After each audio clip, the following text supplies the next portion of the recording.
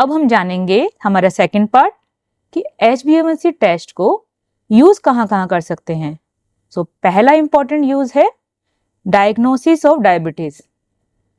American diabetic association ने HbA1c को diagnosis of diabetes के लिए 2010 में रेकमेंड किया और उनका बेसिस ये है कि जब आपका HbA1c 5.7 से कम हो तो इसका मतलब ये नॉर्मल रेंज में आता है।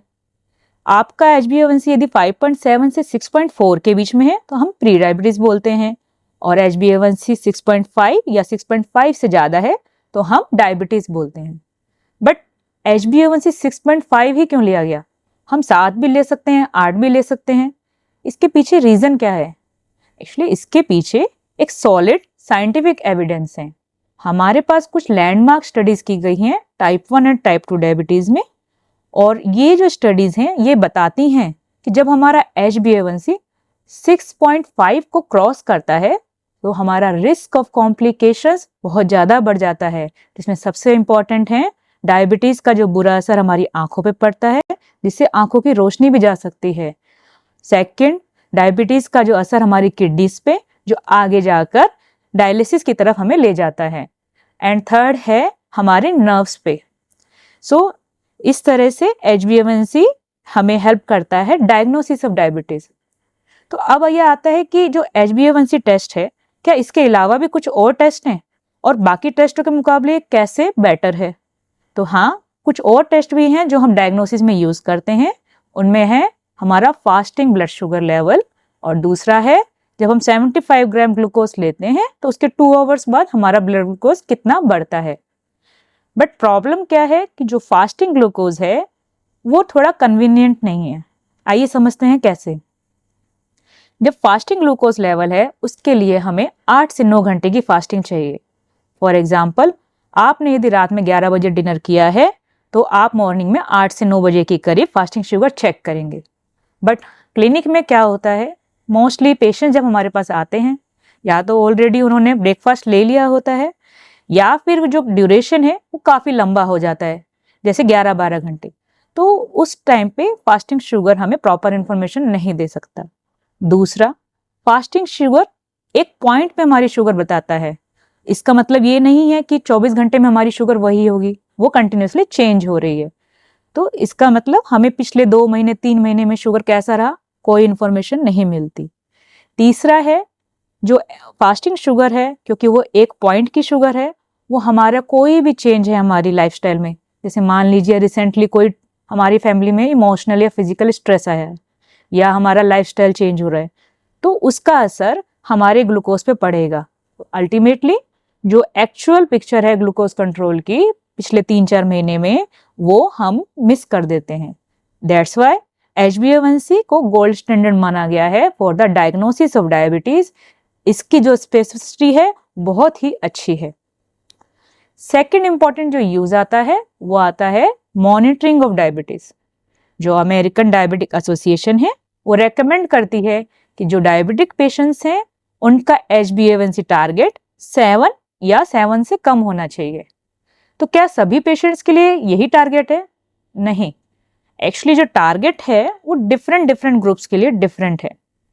जैसे कि जो यंग पेशेंट्स हैं जिनको डायबिटीज़ है बट उनको कोई कॉम्प्लिकेशन नहीं है, उनको risk of low blood sugar भी नहीं है, तो ऐसे पेशेंट्स में हम चाहेंगे कि उनका जो HbA1c लेवल थोड़ा अच्छा मेंटेन रहे, जैसे 6.5। दूसरी तरफ हमारे पास कुछ पेशेंट्स हैं जिनका काफ़ी ओल्ड एज हो गया है, उनको मल्टीपल कॉम्प्लिकेशंस हैं, जैसे क्रॉनिक लिवर प्रॉब्लम्स हैं, किडनी प्रॉब्लम्स हैं, chances of low blood sugar बहुत ज़्यादा हैं। तो ऐसे पेशेंट्स में हम अपना जो टारगेट है उसको थोड़ा रिलैक्स कर सकते हैं, जैसे कि उन पेशेंट्स में HbA1c 7.5, HbA1c 8 और 8.5 भी हमारे लिए अच्छा रहता है।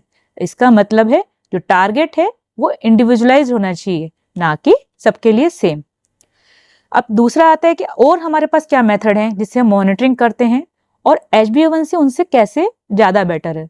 तो जैसा हमने पहले भी समझा कि जो हम मॉनिटरिंग करते हैं ग्लूकोमीटर से या लैब वैल्यूज से, फास्टिंग और खाने के बाद की शुगर्स, वो एक पॉइंट की शुगर है ना, उसमें रिसेंट यदि कोई भी चेंज है एक्टिविटी का तो वो अफेक्ट हो जाएंगी। जैसे आपको एग्जाम्पल के लिए हम 2 सिनेरियो समझाते हैं। कभी कभी जब पेशेंट्स हमारे पास आते हैं तो कभी वो अपना जो हम भी उनको डाइट बताते हैं या लाइफस्टाइल बताते हैं, मेडिकेशन, वो प्रॉपरली कंप्लायंस नहीं करते।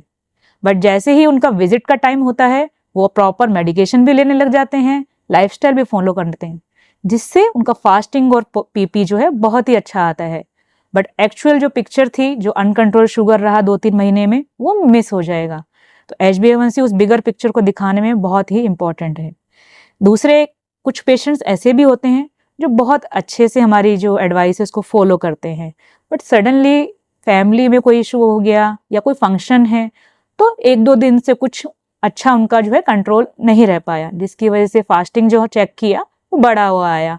तो उस टाइम पे HbA1c हमें हेल्प करेगा कि कंट्रोल तो बहुत अच्छा रहा बट ये रिसेंट जो स्ट्रेस है उसकी वजह से थोड़ा बढ़ा, तो हम शुगर का जो ट्रीटमेंट है उसको अपग्रेड नहीं करेंगे, है ना।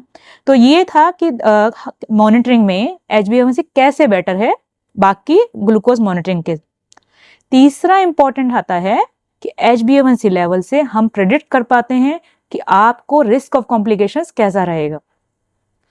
स्टडीज से पता चलता है कि जैसे जैसे आपका HbA1c लेवल बढ़ता है आपका रिस्क ऑफ कॉम्प्लिकेशंस भी बढ़ता रहता है, और आप जितना HbA1c अच्छा कंट्रोल करते हैं फ्यूचर में जो रिस्क ऑफ कॉम्प्लिकेशंस कम होता है। जस्ट लाइक फिक्स्ड डिपॉजिट, जो आज आप फिक्स्ड डिपॉजिट कर रहे हैं वो फ्यूचर में आपको हेल्प करेगा। इसी तरह आज जितना स्ट्रिक्टली आप HbA1c कंट्रोल करेंगे फ्यूचर में आपका जो रिस्क ऑफ कॉम्प्लिकेशन उतना ही अच्छा रहेगा। इसको हमारे मेडिकल लैंग्वेज में बोलते हैं लीगेसी इफेक्ट।